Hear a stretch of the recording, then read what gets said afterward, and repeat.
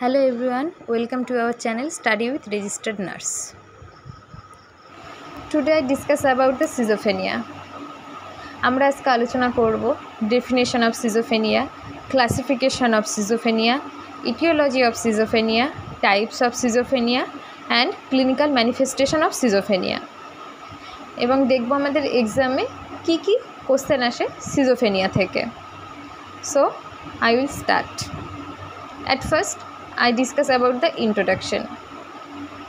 Schizophrenia is the most common of the psychiatric disorder and is prevalent in all culture across the world. About 15% of the new admission in mental hospital are schizophrenia. About 3 to 4 per thousand in every community suffer from schizophrenia. মানে কি বলছে, schizophrenia একটা most common psychiatric disorder, যেটা যে কোনো কালচারের মধ্যেই দেখতে পাওয়া যায়। মোটামুটি আমরা যদি দেখি যারা সাইকিয়াট্রিক হসপিটালে ভর্তি হচ্ছে তাদের মোটামুটি 15% দেখা যায় যে তারা সিজোফ্রেনিয়া জন্য ভর্তি হচ্ছে। যদি আমরা পার 1000 হিসাব করি তার মধ্যে 3 to 4% সিজোফ্রেনিয়ায় আক্রান্ত। Then I discuss about the definition of schizophrenia. Schizophrenia is a psychiatric characterized a disturbance in thinking, emotion, volition, faculties in the presence of clear consciousness, which usually leads to social withdrawal.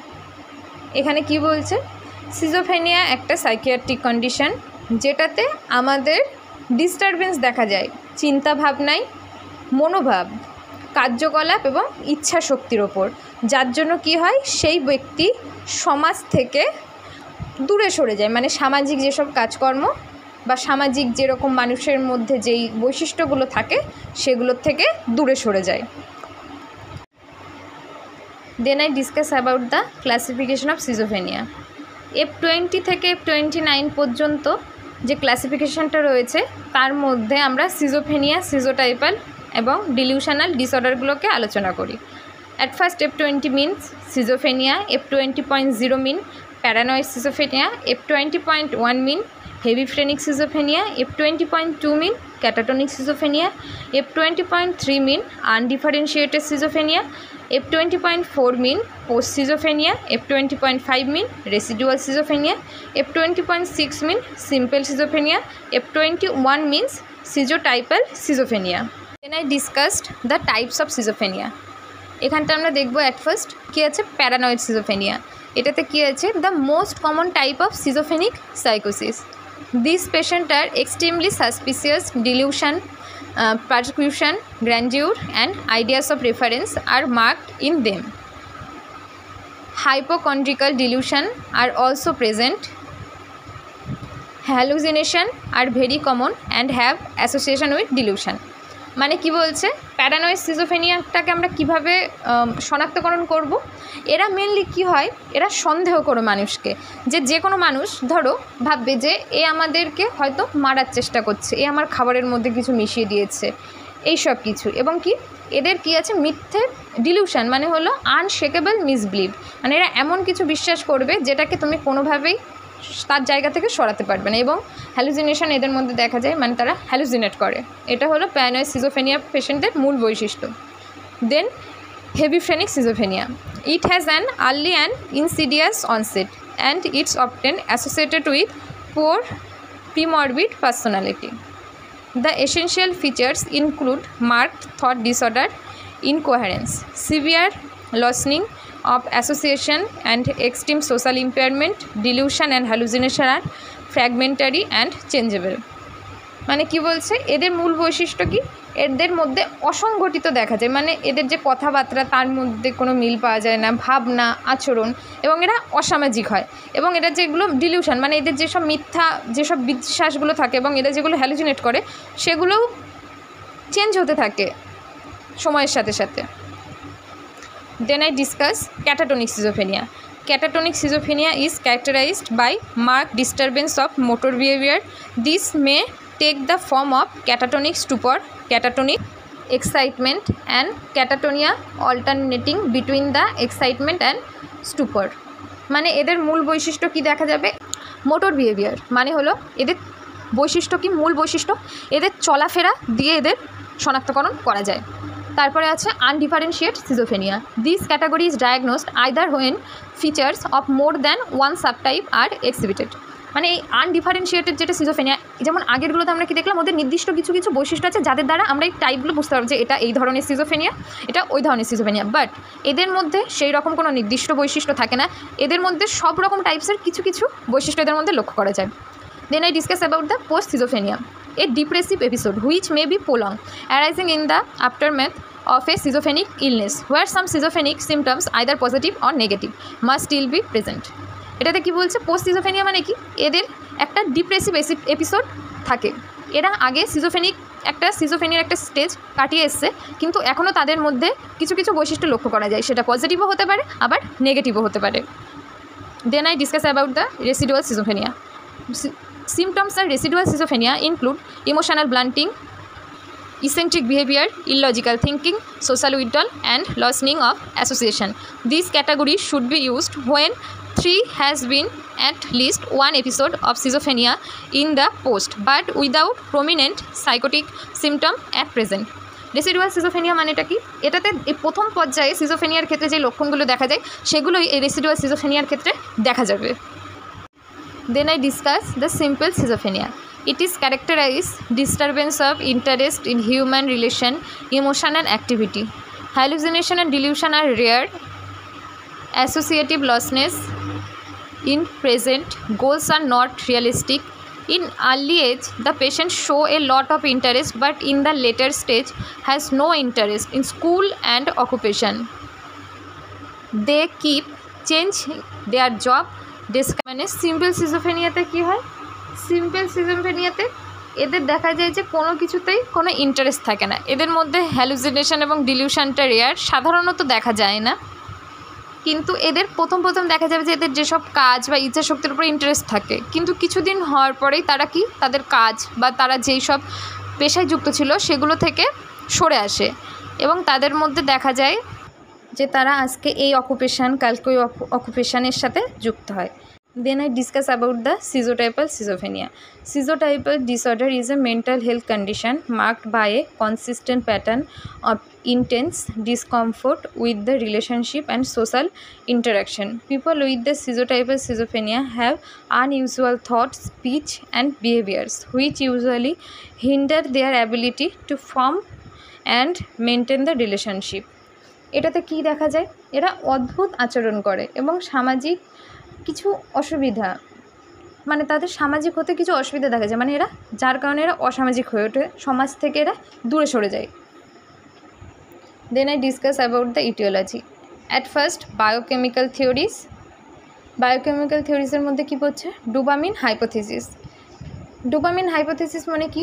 এই থিওরিতে দেখা যায় যে ডোপামিনের পরিমাণ আমাদের ব্রেনের যে neural activity তার উপরে প্রভাব ফেলে।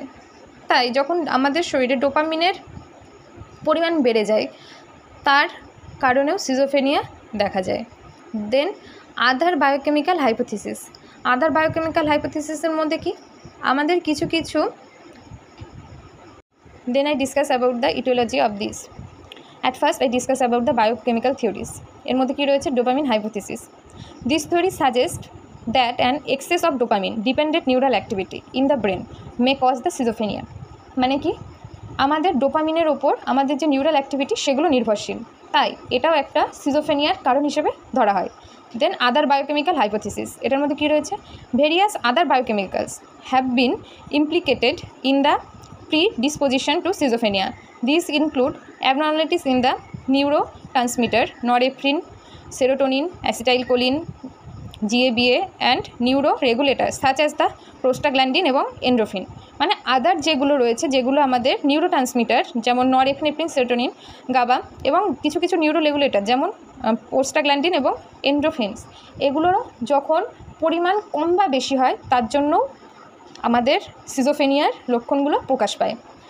দেন I discuss neurostructural theory. Neurostructural theory বলতে কি? ব্রেনের structure. Research suggests that the prefrontal cortex and the limbic cortex may never fully develop in the brain of a person with schizophrenia। মানে কি, রিসার্চে দেখা গেছে যে আমাদের নর্মাল মানুষজনের যেরকম লিম্বিক কর্টেক্স এবং প্রিফ্রন্টাল কর্টেক্স যেমন ফুললি ডেভেলপ থাকে, সিজোফ্রেনিক যে পেশেন্টগুলো থাকে তাদের এক্ষেত্রে ফুললি থাকে না ডেভেলপ। এমআরআইয়ের দ্বারা দেখা গেছে যে ব্রেনের স্ট্রাকচারে তাদের কিছু কিছু চেঞ্জেস দেখা যায়, যেমন ডিক্রিজ দ্য ব্রেন ভলিউম, তাদের ব্রেন ভলিউম ডিক্রিজ করে গেছে, তাদের brain volume decreases. Larger lateral and third ventricle, মানে থার্ড ভেন্টিকল এবং ল্যাটারাল যে সেটা লার্জ মানে বড়। Increase size of the sulci on the surface, সারফেসে যে সালসিগুলো থাকে সেগুলো কী হয়, তাদের সাইজগুলো বেড়ে যায় সিজোফ্রেনিক পেশেন্টদের ক্ষেত্রে। Then I discuss genetic theory. Genetic theory মানে কি, the disease more common among the people born with. Genetic থিওরিতে কী বলছে, then I discuss about the genetic theory. The disease is more common among the people born of consanguineous marriage. Studies show that relatives of schizophrenics have a much higher probability of developing the disease than the general population। মানে কি, এটা বেশিরভাগ ক্ষেত্রে তাদেরকে দেখা যায় যেসব মানুষ বা যেসব ছেলে মেয়ে নিজেদের মামাতো, কাকাতো, জেঠুতো, খুড়তুতো তাদের নিজেদের মধ্যে বিয়ে করে, এবং এটার ক্ষেত্রে কি হয়, তাদের মধ্যে যদি কোনো কেউ আগের কোনো, যেমন মামার বাড়ির কেউ হোক, বাবার এদিক কোনো আত্মীয় হোক, তারা যদি কোনোভাবে এটা দিয়ে আক্রান্ত হয়, সেই সব পার্সনের ক্ষেত্রে আমরা কি এই সিজোফ্রেনিয়ার লক্ষণগুলো বেশিভাবে দেখতে পাওয়া যায় নর্মাল মানুষজনের থেকে।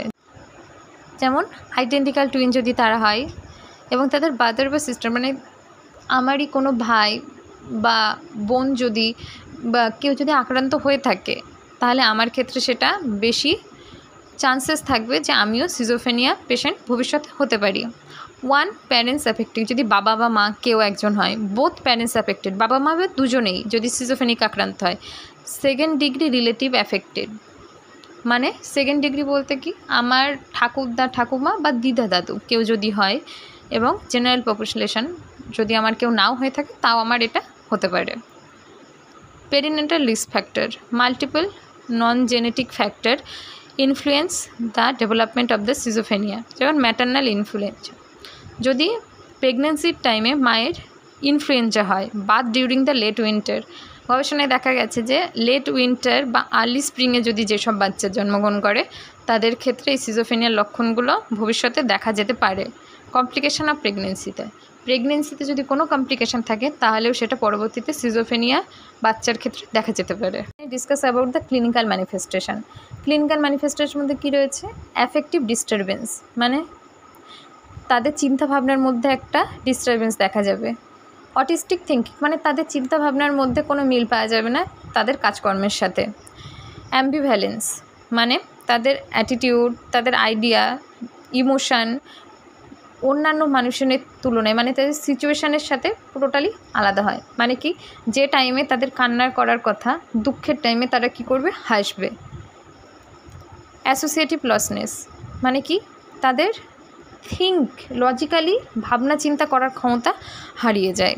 থট অ্যান্ড স্পিচ ডিসঅর্ডার, তাদের কথা বলার মধ্যে এবং চিন্তা ভাবনার মধ্যে একটা অসম্যতা দেখা যায়, তাদের চিন্তা করার ক্ষমতায় টোটালি নষ্ট হয়ে যায়। ডিসঅর্ডার অফ পারসেপশন, মানে কি, তাদের অডিটরি হ্যালুসিনেশন হবে, মানে তারা শুনতে পারবে, তাদের হয়তো মনে হবে যে কেউ আমাদের ডাকছে, কেউ আমাকে ডাকছে, দেয়াল থেকে হয়তো কোনো কথা ভেসে আসছে, দেয়ালের মধ্যে কেউ রয়েছে। ভিজুয়াল হ্যালুসিনেশন হবে যে ওখানে আমি একজনকে দেখতে পাচ্ছি, ওখানটায় কেউ দাঁড়িয়ে হাসছে, এইগুলো। ডিসঅর্ডার অফ অ্যাফেক্ট, মানে কি, এটার মধ্যে কী কী রয়েছে, ইমোশনাল ব্লান্টিং, যেটা আমি প্রথমে বললাম যে তারা ইমোশনালভাবে কিছু ভাবতে পারে না, মানে তাদের যে ভাবার চিন্তা ক্ষমতা তারা সেটাই পুরো নষ্ট হয়ে যায়। তারা বুঝতেই পারে না যে কখন আমার কিভাবে রেসপন্স করা উচিত। যে টাইমে আমাদের কান্না করা উচিত তারা সেই টাইমে হাসবে, যে টাইমে হাসা উচিত সেই টাইমে তারা হঠাৎ করে কান্নাকাটি করবে। That is disorder of the motor behaviour, মানে কি, তাদের চলাফেরার মধ্যে একটা অসঙ্গতিপূর্ণ দেখা যায়। তারা যেরকমভাবে নর্মাল যেভাবে জামাকাপড় আগে তারা পরতে পারতো, তারা সিজোফ্রেনিয়া আক্রান্ত হওয়ার পরে তারা সেগুলো টোটালি চেঞ্জ হয়ে যায়।